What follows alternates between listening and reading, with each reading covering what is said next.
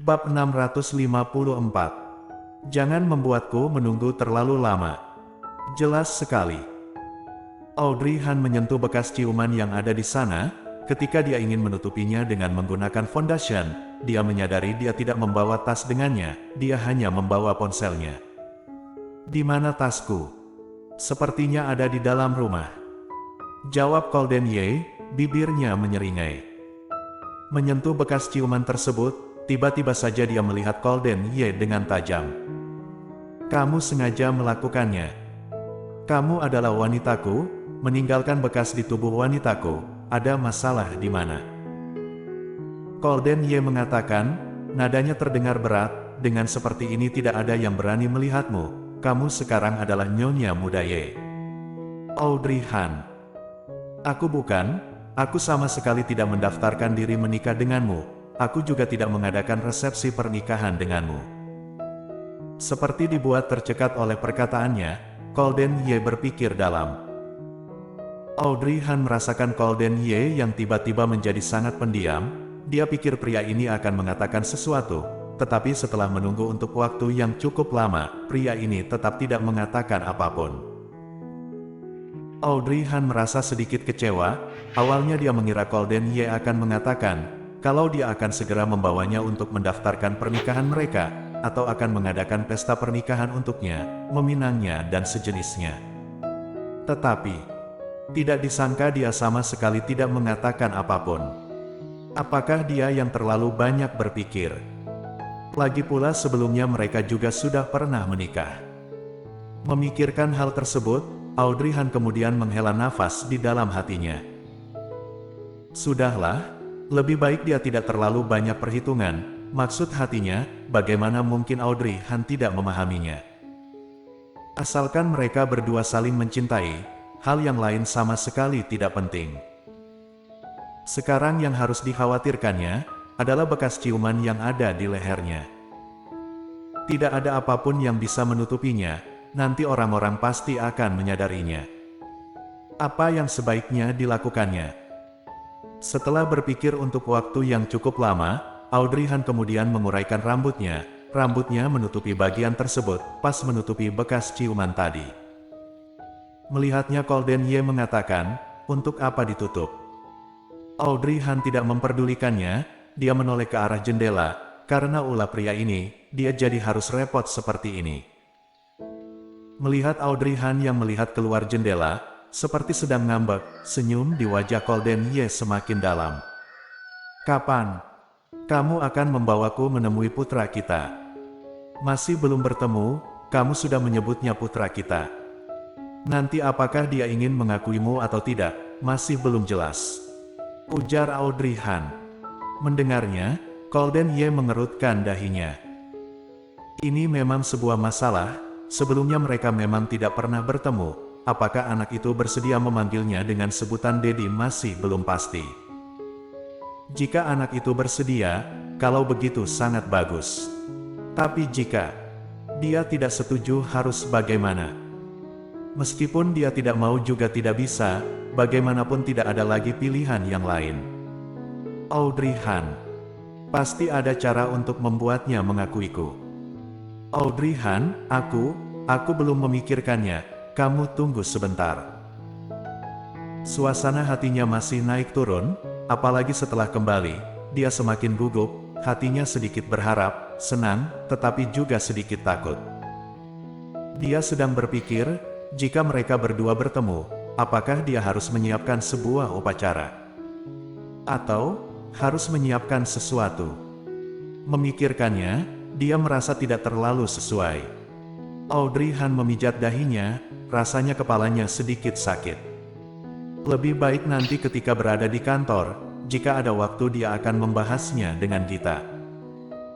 Berpikir seperti itu, Audrey Han langsung menjadi lebih santai, suasana hatinya juga langsung berubah lebih baik.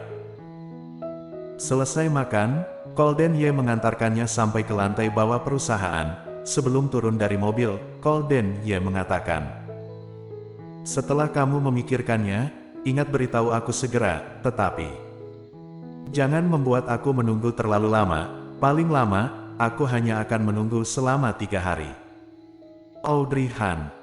Aku sudah tahu, kamu tenang saja. Setelah itu dia segera meninggalkan tempat itu, dia tidak berani melihat tatapan Golden Ye yang sangat membakar itu.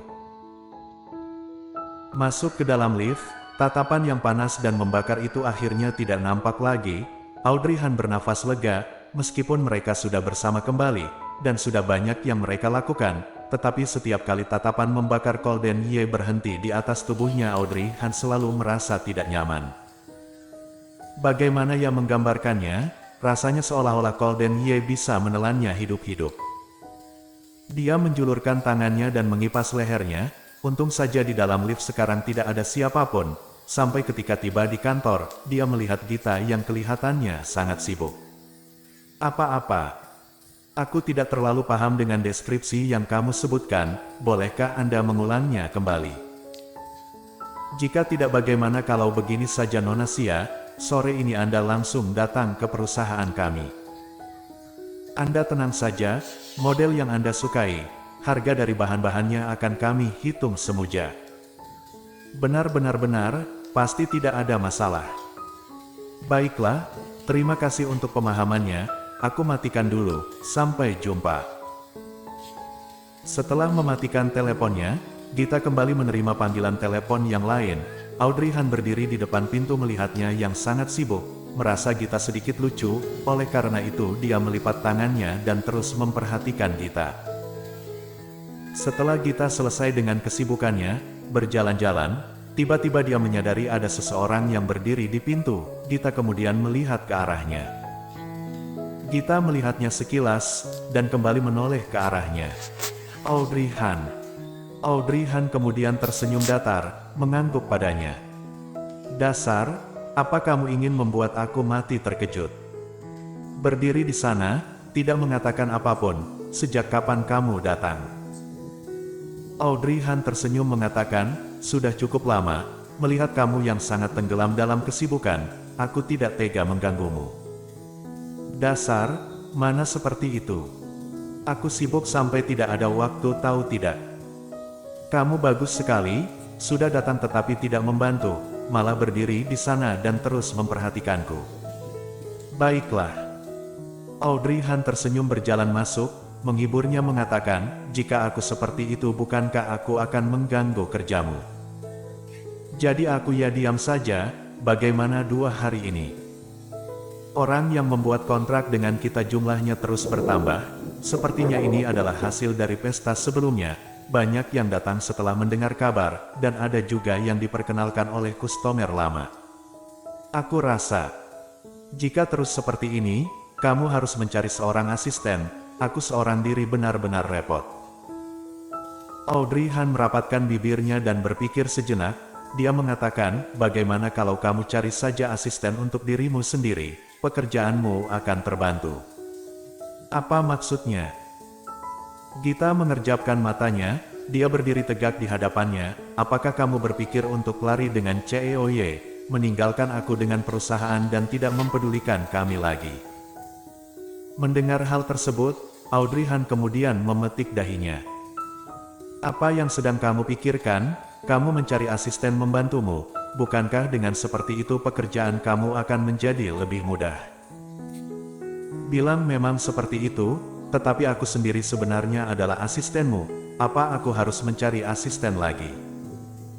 Audrey Han kemudian tersenyum, kalau begitu aku akan menaikkan jabatanmu bagaimana? Sekarang perusahaan kita sudah lebih stabil, aku akan memberikan posisi pengurus padamu bagaimana?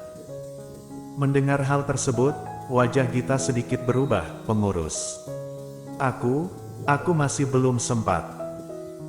Kamu sudah membantuku selama bertahun-tahun, aku percaya dengan kemampuanmu, di masa mendatang kamu adalah wakil CEO perusahaan ini, selain aku, kamu memiliki hak untuk membuat keputusan.